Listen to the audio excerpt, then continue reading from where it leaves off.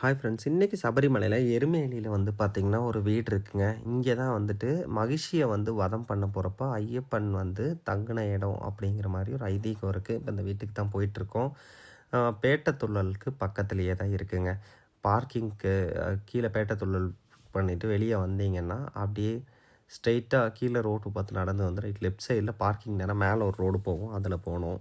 வந்து பார்த்திங்கன்னா, இது பழைய காலத்து வீடு. ஆக்சுவலாக இது வந்து ஒரு பழைய ஒரு தமிழ் ஃபேமிலி அப்படிங்கிற மாதிரி தான் வந்து சொல்கிறாங்க. இந்த இந்த வீட்டில் வந்து ஒரு பாட்டி மட்டும் மகிழ்ச்சியை வதம் பண்ணுறக்காக ஐயப்பன் நைட்டு வர்றாரு. அந்த டைமில் வந்து பார்த்திங்கன்னா, இங்கே மட்டும்தான் நைட்டு வந்து ஒரு லைட்டு ஒரு விளக்கு எரிஞ்சிட்டு இருந்திருக்கு.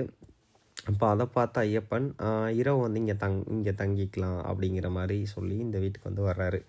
அது போக இங்கே தான் வந்து ஐயப்பன் தங்கின ஒரு ரூமுமே இருக்குது. மகிழ்ச்சியை வந்து பார்த்திங்கன்னா வதம் பண்ணதுக்கப்புறம் அந்த வாழை வந்துட்டு தண்ணியில் கழுவிட்டு இந்த வீட்டில் இருக்கிற அந்த பாட்டிக்கிட்ட கொடுத்துட்டு போனதாகவும், இந்த வீட்டுக்குள்ளே ஐயப்பன் வந்து தங்கினார் பார்த்தீங்களா, அந்த ரூமில் ஐயப்பனோட வாழை கொஞ்சம் திங்ஸ் பொட்டி அதெல்லாம் அந்த பொட்டியெல்லாம் இந்த வீட்டுக்குள்ளே வந்து இருக்குங்க.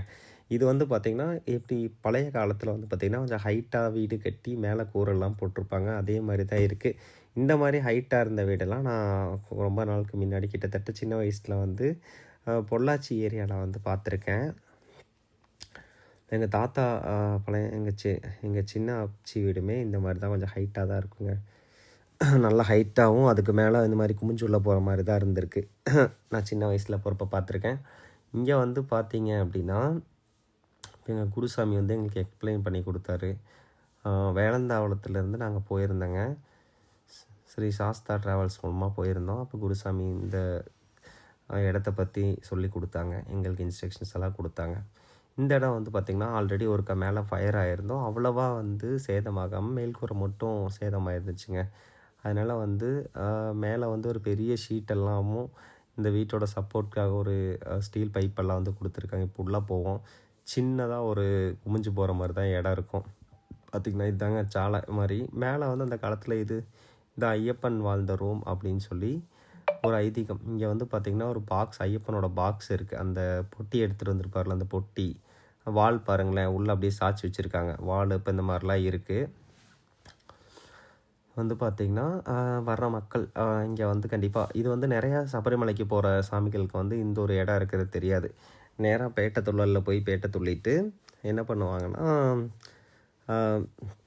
வாவர் கோவிலையும் பார்த்துட்டு அதுக்கடுத்தது அப்படியே மறுபடியும் உள்ள டெம்பிளில் போயிட்டு சாமி இன்னொரு பிளேஸ் இருக்கும், அங்கேயும் போய் சாமி கும்பிட்டு கிளம்பிடுவாங்க. இந்த பிளேஸ் கண்டிப்பாக வந்து பாருங்கள். சின்னதாக ஒரு வீடு மாதிரிங்க. இங்கே தான் ஐயப்பன் வந்து தங்கினதான் அதிகம். இது பேர் வந்து புத்தன் வீடு அப்படின்னு சொல்லுவாங்க. இது நிறையா பேருக்கு தெரியாது.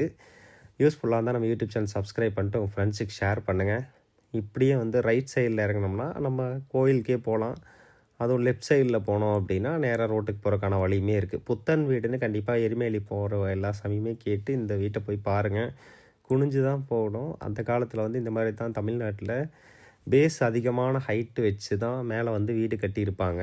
இந்த மாதிரி வீடு இப்போ எங்காவது நீங்கள் பார்த்தீங்கன்னா கமெண்ட் பண்ணுங்கள். பிடிச்சிருந்தா நம்ம யூடியூப் சேனல் சப்ஸ்கிரைப் பண்ணிட்டு உங்கள் ஃப்ரெண்ட்ஸுக்கு வந்து ஷேர் பண்ணுங்கள். அங்கே இருந்த பாட்டி வந்து தமிழ்நாட்டை சேர்ந்த வெள்ளாளர் அப்படிங்கிற மாதிரி ஒரு கதை இருக்குங்க. அந்த டைமில் ஃபுல்லாக காடாக தான் இருந்துச்சுங்க. அந்த டைமில் வந்து இந்த வீட்டில் வந்து பாட்டி மட்டும் தனியாக இருந்திருக்காங்க.